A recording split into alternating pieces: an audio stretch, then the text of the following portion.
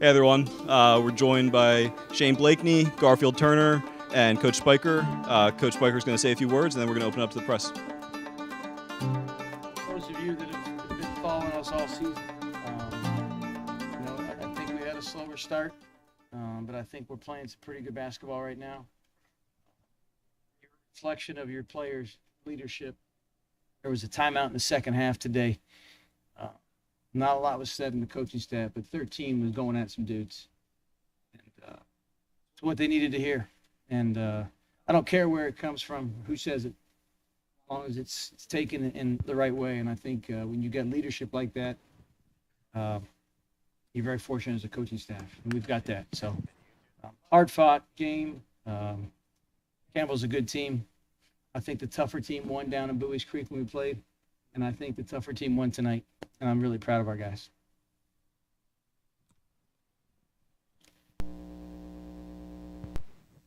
Hey, Shane, can you talk about coming down the stretch? Your offensive game kind of came alive. Can you talk about the sense of urgency you had in those last couple of minutes? I think a lot of it stemmed from the defensive end. We were trying to string together some stops, get some rebounds, and kind of get some momentum that way. I think coming out early, I might have forced a couple. Me and GT, he was getting on me about it. Couple passes I could have hit him on, and I ended up shooting it. So just kind of letting the game come to me a little bit more and open up, and then just taking advantage of it. Can you talk, and for both players, Garfield and you, Shane, can you talk about the emotion tonight, being at senior night, and what it meant to you to play out there with your teammates? I think it was big. I think we did a good job of letting it fuel us and not hold us back. There's a number of reasons, emotions too high, get too jittery, or, we got our pregame thrown off a little bit. So I think just keeping an even keel mindset is something that GT and I have been preaching, and I think we did a good job of that today. Shane, question for you. You go. Oh my God. I'm so sorry. No, you good. Yeah, kind of just piggyback on what Shane said. I mean, it's obviously an emotional day. We both been here 4 years. Coach Spiker, great. Made an impact, helped us through a lot of stuff on and off the court. So, for it to be the last game in the DAC, it's definitely an emotional night. But honestly, I just, after what happened when we played them down there, I wasn't even really thinking about it. I'm just trying to get a win. I apologize. No, you good. Shane, your last game you held Tejada to a very low percentage, and then you held DJ Smith 10 points on 11 shots tonight. I want you to walk me through how hard it is to guard a little. Like you went up against a bigger guy in Tejada, you go up against a little jitterbug in Smith, and then Garfield for you. Last time we're up here, Coach says that he thinks Shane should be the defensive player of the year. I'd like to hear your case on that. I'll take it first. I think when we were in Bowie's Creek, I had a larger assignment on DJ Smith. Big bulk of the minutes in the second half went to Kevon Vanderhorst. He did a good job sticking to his hip. I think it was a team win today, though. It's tough to chase guys like that around, keep them off the three-point line, especially, as a high-scoring guy as he is. So just kind of always being on edge and being ready for him to be on attack mode, I think is something that our whole starting five was ready for. I mean, just kind of piggybacking off what Coach Spiker said last press conference. I feel like a lot of times Defensive Player of the Year goes to just, a 7-footer who's blocking everything. I think often it's overlooked when you have a guard who's the highest scorer on his team. He's also guarding the best player every night. This, I don't even know what that feels like. I don't have to move my feet, guard, get through screens all night and then still go and score. So I think if you just watch our games, I think it's obvious, that he should definitely be in the conversation, if not up there for Defensive Player of the Year.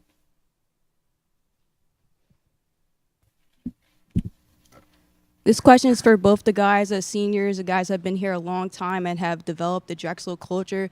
So what would you say for each of you guys has been the number one thing you've contributed to this team this season? I would say driving our culture forward. For me, a lot of our traditions and lingos and sayings and even things like what we wear in the weight room, all kind of being cohesive, is something that I got introduced to when I first got here, and as we kind of go up that ladder of being in leadership positions, just kind of maintaining that. I think that's what I kind of focused on this year. Yeah, I mean, the culture we came into, I've never been on a team with that culture. You know, just everyone was so close. You didn't even really have any cliques, you know, and it was just like we were about work, but we had the most fun I've had in my life. So Nice. I think us pushing that culture forward, and we both kind of had to wake up and realize, oh, like we're not the ones assimilating into the culture. We're now the ones that have to push it and set the standards. So I think just the culture, like Shane said, we just try to. We've been on teams that have been successful and won and stuff. So I think just continuing to try and push that culture that we went through, and then just playing hard. And I feel like we had a lot of guys come from different programs, different cultures. So I think just trying to get the young guys to buy in and realize like we all want to win. We all trying to help each other out.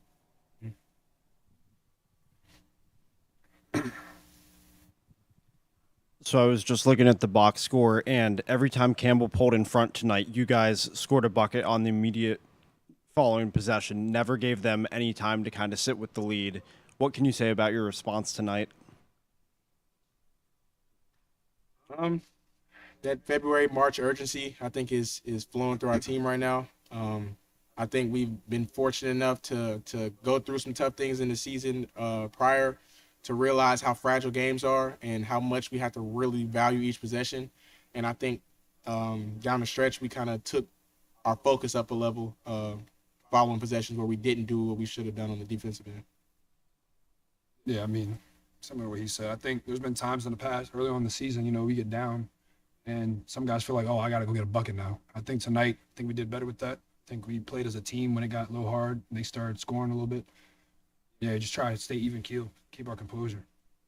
Gotcha. And you guys dominated the offensive glass in the first half. Campbell kind of flipped it back the other way in the second half. What changed there? Luka, he's a real good player. He's strong, and I mean, we just, I don't think much changed. He's got some more boards than us. Yeah, I think it's somewhere we still can improve. Like, there's a lot we're going to take from this game and put the magnifying glass on and figure out. But I think that's somewhere where we can improve going forward in the future games, just to kind of lock in a little bit more second half. Shane, you used the phrase February, March urgency, I think you said. Obviously, amongst some other storylines, this was an important game tonight just for standings and big to get a win and everything like that. Just Coach mentioned this being a very player-led team, particularly he pointed to a timeout during the game. Just how have you guys, as two of the veteran players here, kind of imposed some of that urgency on this team, as we get late here in the season? I think Coach has given us a lot of freedom and trust in driving that culture forward. So I think that making sure that we hold each other accountable so we can hold the rest of the guys accountable is something big. So him kind of balled me up by my shirt and let me know to pass him the ball sometimes is what's necessary. Like, we're all a team, we're all trying to win, and if I don't take it harshly, then we can tell the other ones not to take it harshly, So I think that's where it comes from. Metaphorically. Stepping away from basketball, this is your last year. What are you taking away? No, I'm talking with these two gentlemen. You're leaving. You're leaving the school. What are you taking away from here, from the 4 years? There's so much. Honestly, I don't know. I've been here 4 years. Came here after a year of JUCO, and I'm not gonna lie. I learned how to become a man here.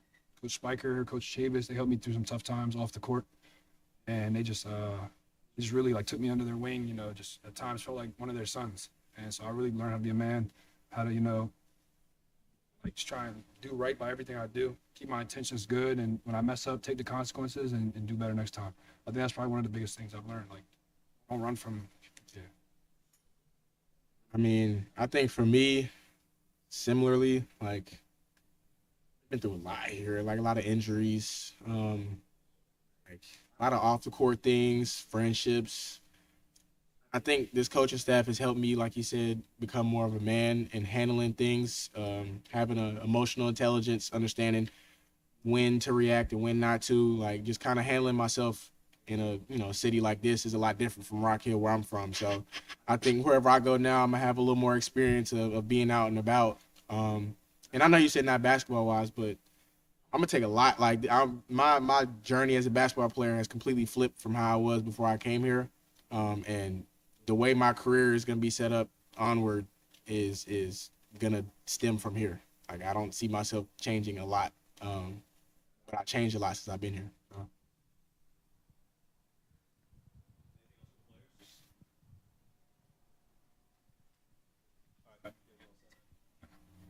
Okay, man. See, I'll keep it. You got a defensive player of the year candidate. I also think we would be remiss if we didn't say that's a sixth man of the year candidate, in my opinion. Garfield Turner, right? And what he's done all season. First game he started, we kind of did that by design. But, I just think that those are two all-conference people. Those are all-conference people, and I hope that our league recognizes what they've done on the floor as well.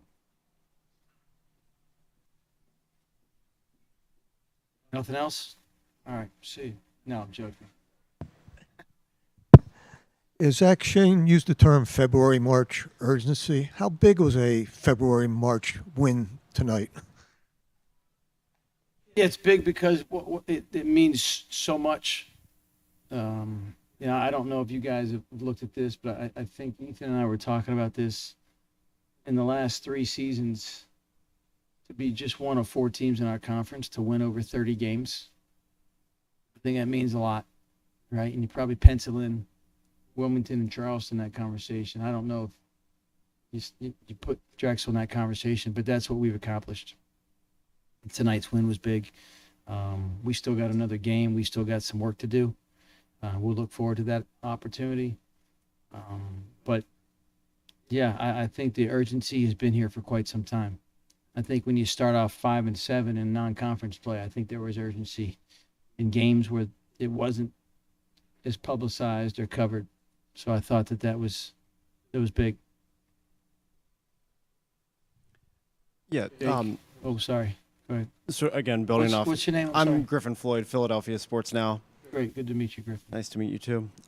Again, building off that February-March urgency, what's the kind of temperature check like right now where you've got a couple teams at the top of the CAA, that pack of another 3-4 were all around the same record, eyeing a double bye in the conference tournament? Just kind of take us inside the room right now, how things are feeling. I don't think we've talked about it very much because we all know. So I don't think it was like, hey, we need to have a good practice today because we have a chance to get double bye. We need to have a good practice today because we need to have a good practice. So we've stayed very, very kind of one foot in front of the other, what our process is. And I think you can get a little too caught up in things. And I think the guys have been good about, we need a good film session. We need a good practice. We need a good, night before meal, whatever the next thing is. I thought they've done a really good job in the last 10 days or so, really kind of locking in on those things. Thought our scouting report was very good today. Thought we had a great senior day. That sometimes can play with you mentally and emotionally, and guys didn't allow it to happen. Staff didn't allow it to happen. There was a lot of, stuff kind of flying around this game, and I thought the guys did a good job managing that and competing. 10 for 11 from the foul line. No one asked about that yet, but I think we've had a couple games that we probably would like back and better free throw performance. But when you go 90% from the foul line, right, 91%, that was huge. I can't even remember when the miss was, but maybe we had one down the stretch. But it's a welcome sight. Kind of piggybacking off of what you said about being proficient at the foul line, I think you guys, within the last 2 minutes, you guys were in the solo bonus, and Campbell had 5 team fouls. So what was it like for you guys to kind of keep your cool? Because it felt like that could have went completely the other way if you guys had gotten the other team on the line. Yeah, I thought I'll be very polite. I just thought it was a very, very physical game. Maybe a bit surprising we weren't both in the bonus late right there. But I think that's going to happen, and you got to be ready. So we got the ball in a couple times because we thought we were going to the foul line, but we weren't. And that was big because press break has been a bit of an issue at times. Other games or turnovers late. I didn't think we had any turnovers late. We only had 3 in the second half. So whether it's a game in conference play or the start of the season from November to now, I think we've shown a lot of progress. And we're a better basketball team. It has a lot to do with the guys that were sitting up here. And they've been drivers of the culture. They've also been, I won't say victims, but they've also been held accountable. And I think that's the beauty of those two guys, unlike a lot of other classes that have graduated and seniors, right?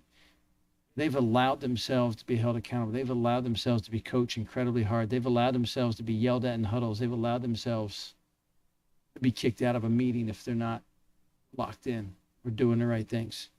And when they accept coaching, hard coaching, and that's, I think some people in this day and age are scared to do that. We're going to coach you hard. You're going to get better. And yes, it means we improve as a basketball team. But to be a coach and to set a tone, have these guys talk about what they take away, you heard it. That's what it's about. And I think as a big chunk of society, we kind of lose our way in this NIL stuff. It's there, and we adapt. But credit goes to these guys because they met with both of them. They both probably could have gone for, quote, greener pastures. But they didn't. And we're enjoying this year with them. And just a follow-up question, how does some of that heavy love that you just referenced influence how you guys control the clock? What was the question? Heavy what? Heavy love. How did the heavy love control the clock? At the end, it seemed like you guys were in cohesion when it came to chipping down the time. Yeah, I think we were connected, right? I think we got the ball in when we needed to. I thought we got stops when we needed to. They had some different lineup combinations, and we chose to make a couple chess moves, I think, to not just always react to what their combination was, but do what was best for us. And, super proud of the toughness that I thought we showed. I don't think they got too many second chance rebounds late, maybe one. I thought they beat us one time in there. Just a total team effort by all of our guys. Still out rebound, or no, didn't get out rebound. We tied them. Physical game. Coach, you guys made your last 7 shots, went 7 for 7 down the stretch. You have Shane who puts you ahead, and then Garfield had a big play where he walled up and forced a missed shot. Like, it happened Sunday. It felt like it happened again, where your 2 veterans just wouldn't let you lose. Yeah. What it should be, right? Yeah, I'd say so. Just like that having those 2 guys to close games like that out on both ends. I mean, they both went for basically career highs on Sunday, and then to close out this game today. Like, just how important were they in helping you win?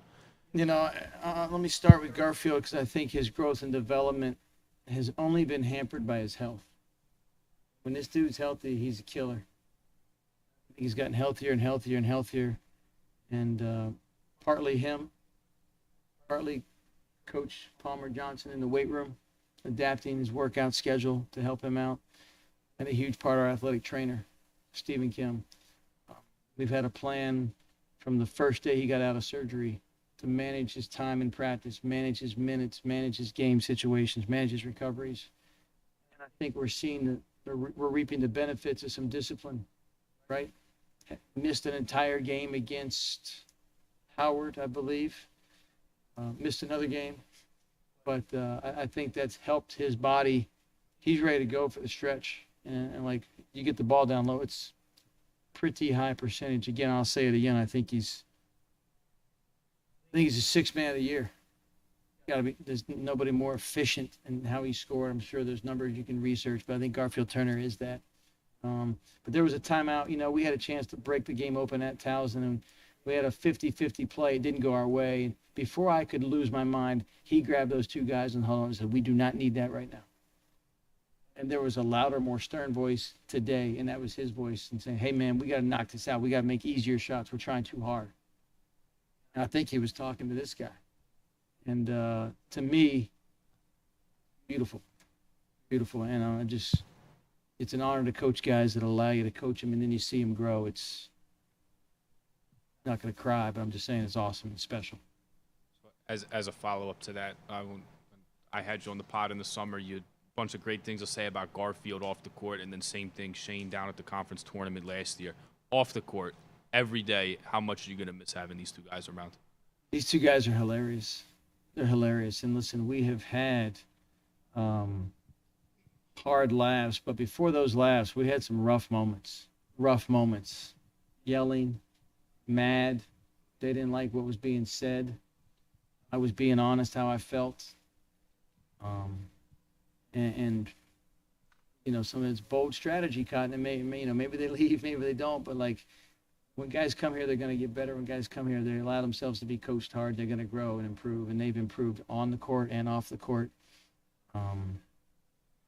We have meals right now. I kind of sit with those two. Sometimes you get to the table, I just laugh. I mean, I don't know where we were at Stony Brook. We had a long couple meals, or maybe it was at Northeastern. But it's just they kind of joke about the culture, but they speak drag and they use those phrases all the time, and it's awesome. They're great people to be around, and let's not get things twisted that we changed. Like, it's not like they were, derelicts to society when they got here. These are awesome people that have come from awesome families. You saw GT with an absolute village out there getting his picture taken afterwards. So many people care for him. So great to be close to home. Shane Blakeney having to fly up or drive up. So many people, his family here, they come from great families and great communities where they've been supported. And, it's just an honor to be around them and maybe help them out through a couple of rough patches along the way. And Shane's was injuries, GT's with injuries lately, other things, and, it's great. Coach, we asked about Shane, we asked about Garfield, but how about another senior who's been surging pretty well lately in Victor Panoff? I mean, today he goes for 13-6, but I thought the past couple games he's putting some solid performances for you guys when you've kind of needed him. Just what did you make of his performance today on senior night, of course? What have you made of sort of the surge he's put together of late? And can you sort of quantify to me how important he's been on the defensive end for you guys, too? It's like we got two unsung, unnoticed seniors because they haven't been here as long. Eli Beard's been here a few months. Yeah. Right? And really both of those guys have bought into the culture. Vic, remember talking to Vic, what we're doing recruiting, had a couple other scholarships. Hey, Vic, we're talking to one of his friends, one of his teammates, and he goes, Coach, I trust you, whatever's best for the program. He wasn't like, hey, I got to have my guy with me in Philly or whatever. So I think that Victor Panoff is the epitome of a glue guy, right? And there's been games where he has not put up a big number in shooting, but he has made winning plays. He has rebounded. Tonight he hit some big shots, but there's been other games where he hasn't made threes, and we still won. So he is that glue guy that every team needs. And, I was really proud to see him because I think he's had a couple over games from three the last few games, and to step up and hit some big, big shots for us. It's great. And Eli hit free throws late. I thought Eli got us going early with some great ball screen reads. You just want people that are buying in. And at this point in March, everybody's about winning, whether they're playing a lot of minutes or a few minutes. In this game, it was Ralph Akuda, right? Ralph hadn't played a ton, doesn't play every game, but Ralph was a big, big physical force. I thought he impacted the game. We used him in a way where he could help us tonight. I know we start and end with Shane and GT, and, I can give you 1, 2, 3, 4, 5, 6 players. I don't want to name names, but I'll just say when Shane Blakeney is guarding somebody, they're incredibly inefficient. Like, they're going to have 15 points on 14 shots. They're going to have 20 points on 21 shots. Like, he's done it. The player of the year is probably the best player on the team that wins the league. By that rationale, then maybe the defensive player of the year should be the team that's the best defensive team in the league. If you're a Ken Palm person, we're the number one defensive team in the league. Why is that? Shane Blakeney shuts down the other team's score. And he's done that night in and night out. And I thought he had a great night on defense again tonight. He almost had a steal and deflection just right there and took it. And really, some of those things, too, not fouling. not fouling. Like, that was huge. Campbell does a great job of drawing contact and drawing fouls. He didn't foul, and that was really big. Okay, guys, I don't know what else happened in the league. I know that we got to get some work done, and hopefully we'll see you guys on Tuesday at Hofstra. If not, we'll see you in D.C.